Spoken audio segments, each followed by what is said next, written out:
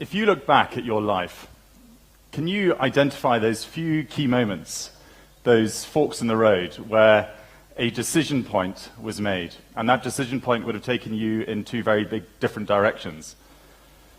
For some of those are big and well published and well known. That proposal, saying yes, saying no. And some of them are very small, and we do millions of these every day. I want to take you out of this arena and back to one of those very small decision points that actually had a fundamental fork in my life that will help us set the context for today.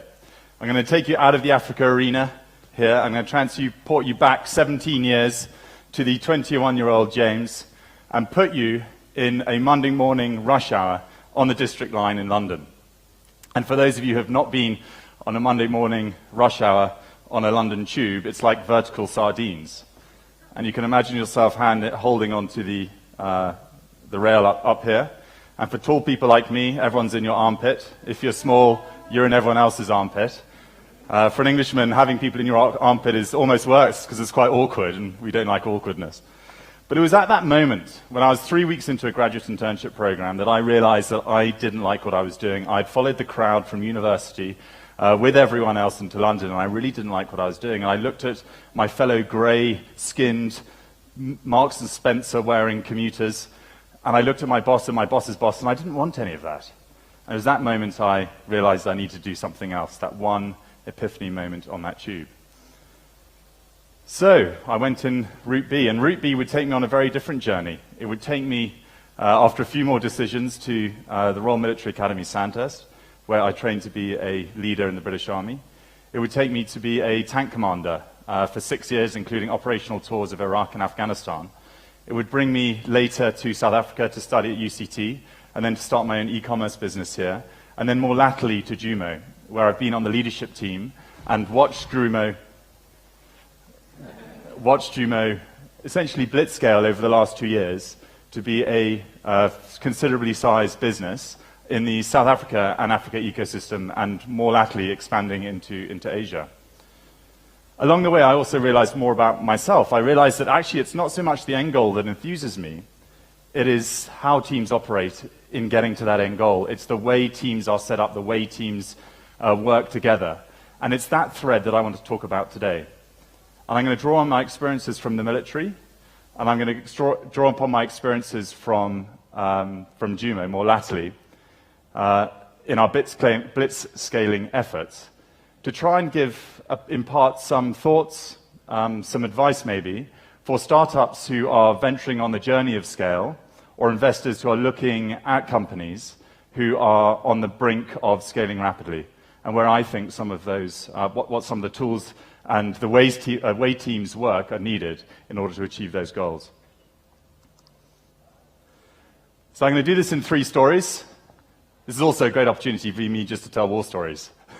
So the first one of those is this. So I'm going to take you now. I've done Sandhurst, and we were on tour in Afghanistan.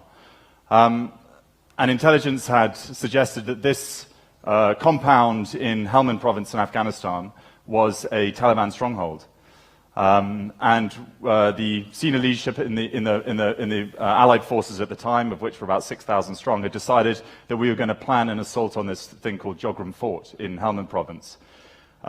The interesting thing about this one is the amount of planning that it took to do this. And the reason why I did that is because it was a multifaceted assault. It included maybe 4 or 5 nationalities, one of whom spoke English, but the rest didn't, so we had to get over that issue. It included Royal Air Force, so planes, and the American Air Force from different organizations. It included Marines and Army, and it included all different types of armaments, so helicopters, missiles coming as well. And we formed this harbor in the desert just outside this Jogram Fort, about 3 kilometers away, and there we stood for 4 days, about 200 people for 4 days planning this, to a point where we actually had the entire fort compound just put out in front of us. And we would walk through step by step, using translators if we had to understand exactly what the roles and responsibilities were for everyone. And we red teamed it. We discussed over and over again what happens if this goes wrong, what happens if this is not as expected. The intelligence that one gets within a scenario like that is not that good often. So we knew that we'd be encountering things that we weren't planning, but we wanted to plan for that eventuality as well. So the day comes, D-Day essentially, and the Marines and the, what are those, they're called pigs, I think, those sort of tracked wagons you can see there, went over the Helmand River and started assaulting this fort, and it went wrong straight away. Immediately there were more people than we thought. Immediately the heavy fire came back and we sustained casualties straight away. The Marine commander decided at that point, even though the whole process was going to take hours, that actually that was the point to draw back.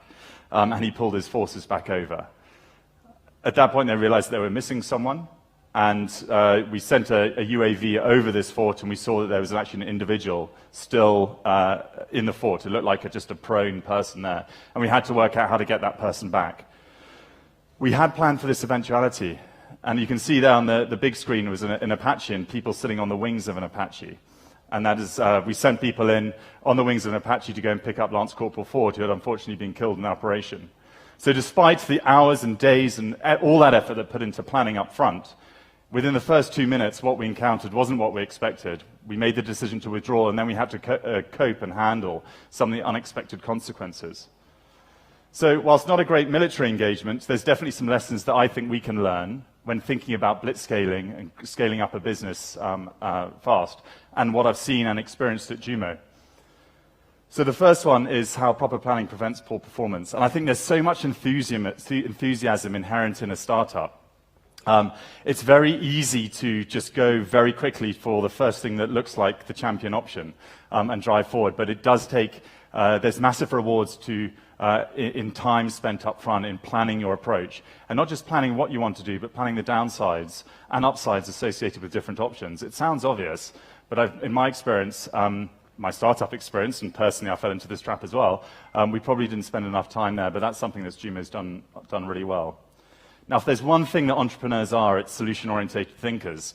You know, we high-five, we get into a meeting room, we want to get it done, and we go straight to the solution. And I'm sure you've all been in meetings where you come in, and everyone comes in with various bits of context, and you spend a tiny bit on the context up front, and then very quickly everyone's pulled into this solution over here without actually really understanding the full context or everyone. Now, in my experience, in a complex environment, if the context is not understood properly, the solution's going to fall apart straight away or very, very quickly. And you need everyone to have that contextual understanding in order to react swiftly to that changing environment at the other side. So my advice or my thoughts on this are to spend more time up front making sure everyone understands context so that when it comes to that complicated endpoint, they can react swiftly. Going back to that military example, it was those 4 days of planning. Yes, we didn't follow through on the whole operation, but everyone knew exactly what their roles and responsibilities were. So when it did go wrong, we could act accordingly straight away without having to go back into the planning cycle. The value of contingencies and red teams. So if in your organizations you are establishing plans and ideas, then that feedback loop and getting people in your organization to essentially red team and pick apart your plan is hugely valuable. It goes without saying that the more diverse that red team option can be, the better. It's something that we used a lot in the military, and something I believe holds true in business, and it's something that we use at JUMO to good results. And there's plenty of plans that on paper seem good, have fallen down, and it's something that we haven't done because of that red team. The last one is asking yourself if the situation has changed. This is part of the military orders process, or the way you think, or trained to think, and that you're asking yourself at constant points in that operation life cycle, what's changed that I need to react? This is something I think is really useful for business, and it's not necessarily in our framework or in the way we think, but as we're making a decision, as we're pursuing a plan, continually asking yourself and sharing with your teams, has the situation changed? Are the assumptions that we were originally made, that this plan is being based upon, have those changed, and how does our plan now need to adapt? Second story, permission to fire. So this was my first tour. I was straight out of Sandhurst, which is the Leadership Academy. So I was now 23. And I was on patrol with 11 guys in this place called As-Samaa in Iraq. It's between Basra and Baghdad. And to say I was green is an understatement. As-Samaa was a very safe place. We'd been there for almost 6 months, and nothing had happened. I mean, we were peacekeeping, we were building schools, we were working with NGOs. It was fantastic. It was exactly what I joined the army to do. I felt we were making a real difference, and actually we handed over to the Iraqi forces. But on this one patrol just before it was time for us to come home. We were patrolling through that square in Assamara late at night. It was about 2 o'clock in the morning. And if you think that District Line tube was hot, this takes it to a whole nother level. It's 2 in the morning and it's still 35 degrees and hot and wet.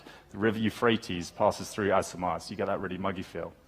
So guys are tired, very early morning, and suddenly on our PRRs, which are little radios, I just get one of my youngest troopers. He's straight out of school, he's 18, and he says, "Permission to fire." And whoa, too late. Bang, bang, bang. We get fire coming in.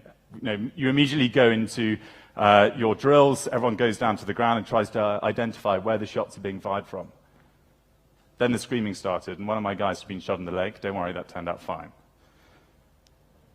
In the after-action review, we all got round, and in the nicest way possible, we asked that young trooper, you saw the car that drove past with a guy out of the window with an AK-47. You had permission to fire. You didn't need to ask. That delay is what caused the injury to Lance Corporal Johnson. And he said, I wasn't sure. Now, we all have these little cards, and these little cards tell us what the rules of engagement are. But they're written in kind of legalese. And this is an 18-year-old guy from Newcastle. He had left school at 16. He didn't have the greatest IQ, and this made no sense to him. So for him, he was just passing up the chain of command, can I fire? But it didn't work, and this is a real failing. Because in my view, in order for us to scale startups effectively through a fast-scaling environment, delegating authority and giving our subordinates the permission to make decisions is absolutely imperative. And you as a startup just will not scale unless you build a company, a culture that allows this to happen. It's absolutely necessary in a changing environment. And how do we do this? We build great teams. We focus on building context. We define roles and responsibilities really carefully. And we build trust. And we set goals. We let our subordinates work out how to get there and make their own decisions. So you as a leader, and you find yourself more and more distant from the actual solution and more focused on building the teams and the context to enable your team to make the decisions to reach that success. Here's the quid pro quo, is that mistakes do happen. And this is the key trade-off. And this is where I think JUMO tries to get it right, but sometimes we fail, sometimes we do. If people in the team make mistakes, the leaders must take ownership of those mistakes, even if they didn't authorize them or even have any insight into those decisions that were being taken. Because let's just go what happens if that happens. So, junior bod makes the decision because he's empowered. Something goes wrong. Senior guy goes to that junior guy's boss and says, what happened? The junior guy boss says, I don't know, his fault, ask him. Next time that junior guy is asked to do something, he's not going to do it. He was just told off. He's going to go straight to his boss and say, permission to do this. Immediately, you've now got a centralized organization, and growth and trust has broken down. So leaders have got to own the mistakes of their subordinates. Obviously, all the wins go to your subordinates as well, so it's tough being a leader. The last one is putting people in a position to succeed, and this is what we didn't do with that young trooper in Iraq. We didn't give him the tools in order to take responsibility. Even though he'd done all the training, even though he'd seen it all, we actually hadn't checked that he understood exactly what was required, and the outcomes would have been very different if we had enabled him. So as a leader, making sure that your team have the tools and the controls and the capabilities in order to handle that delegated leadership, in my view, is imperative in the military and has been very important in JUMO. We operate in 5 different countries in Africa, and now one in Asia, and we're launching 3 new countries at the moment. So we're building up the capabilities in those countries right now. And the imperative to get those country teams up to a position where they can take ownership of that country and drive the business forward is, in my view, business priority in order to get us to continue to scale at the pace that we have been. Okay, last story. Crossing the Helmand River. So there it is, the River Helmand, pretty arid on one side, and then a green fields on the other, so irrigated ditches. And the thing about this area in Helmand province is there was only one bridge across the Helmand River, so every time we went across this bridge, we found ourselves coming under fire. So what we were tasked with is finding another route across that river. As you can see, the river kind of tributaries a little bit and goes shallower, so we thought that would be a good place. So we forged our way across the river in a very technical way by getting out of our tanks and literally walking in front of the tanks and seeing how deep. I've got some very funny memories of one of my troopers sort of walking across and going, "Boss, this deep, come on." Very funny. Anyway, we got across the river, that was okay, but we couldn't get across all those ditches and irrigation and fields, so we moved down south next to the river and the green areas. About 2 kilometers on the wrong side of the river now from where our base was, we came under fire. Mortar fire, machine gun fire. Taliban in that area had got a Russian machine gun that was used for airplanes, and were now using it against our tanks. So intense fire. Absolute chaos. Absolute chaos ensued. It was the first operation that we'd done in Afghanistan. We managed to get some airplanes in from the RAF and some Apache helicopters, but our radios weren't working, so we couldn't talk to them. So they were flying overhead, but they didn't know where to go. We lost signal back to our base. The river crossing that we had crossed initially was now under such heavy mortar fire, we had to find another way to cross back across the river. You can see we went in reverse a lot on this operation. So we went across the river, but we couldn't get out. We were under such intense fire, we couldn't get out to check the depth. So we just had to guess. So I went first on this occasion. I drove straight across the river at what I looked like a shallow point, but could have been different, and managed to get across. But the water came over the front of the tank, flooded the engine, and set the engine on fire. We now had to get out, get my tank hooked up to another, and pull back. We were now, look like Dad's army, motley crew, withdrawing from this thing. Absolute chaos, and we learned a lot. But what I draw from that is how to cope with chaos, how to stay calm. Because if you're blitzscaling as a startup, if you're blitzscaling as an organization, this is going to happen. It's going to be chaotic. You've got to build an organization that doesn't just function under chaos, but actually thrives on the chaos, which is a real challenge. So what did I draw from my military experience that's applicable there? So the first one is building a company that's resilient, not resistant to change and chaos. And in my personal view, a lot of that comes in how you recruit and how you train. You can see in people's capabilities, people's abilities to cope with that type of pressure in that type of environment. Training them to handle and supporting them in those chaotic environments is also very important. In the military, that came through years and years of training and responding to drills and teamwork and rehearsals. In business, it's no different. I still think, even in a chaotic environment, even in a storm, we as humans just have an inherent reluctance to that situation. So I think us as leaders need to provide some rocks, some ports, whatever you want to call it, something that's stable, something that people can grab onto. Now this is where, again, the military and business are very similar, in the culture is so important. For us at JUMO, it's the culture that enables us to cope with chaos. It's the fact that we have a culture of humor. We can laugh about the chaotic situations that we're in. We have a culture of shared consciousness. We all know what's going on. Context we share openly. We share our anxieties, we share our fears. And that enables us to handle the pressure, to handle the chaos, to have a laugh about it when something goes wrong. Building those habits in the business. What does it mean to have a meeting, a stand-up every Monday? People start latching onto that. That's what we as a business do. I can handle it. Every Monday, I have a check-in, and that's our thing. That enables me to start grounded at the start of the week. So putting those habits in a business, that are those rocks, allows the rest of it to be a little bit more chaotic. Choosing the right partners. Now, we as JUMO partner with mobile network operators and banks in order to bring financial services to the unbanked in Africa and Asia. So we tend to work with big organizations. Now, these organizations that don't necessarily respond well to the idea of scaling fast or moving to respond to a specific environment or changing tack quickly, all the things that you have to do and we have to do as technical guys and the technical partners in a rapidly scaling environment. So important up front to choose the people that you work with, not just your employees, who can handle the chaos as well. So, and that's just more than partners, it's all the stakeholders that you operate with. Use of control seems a bit of a mundane thing to finish on. But I do think as well there is a responsibility of leaders in a business, in a chaotic environment, just to make sure that you don't let things run away with you. I know there's been occasions that I've had as a leader in the business this year where I've made calls on the phone that I didn't have the authority to make, and I shouldn't have made, but I got caught up in the moment. I got caught up in the excitement. Luckily, I was never found out, or the bad thing never happened.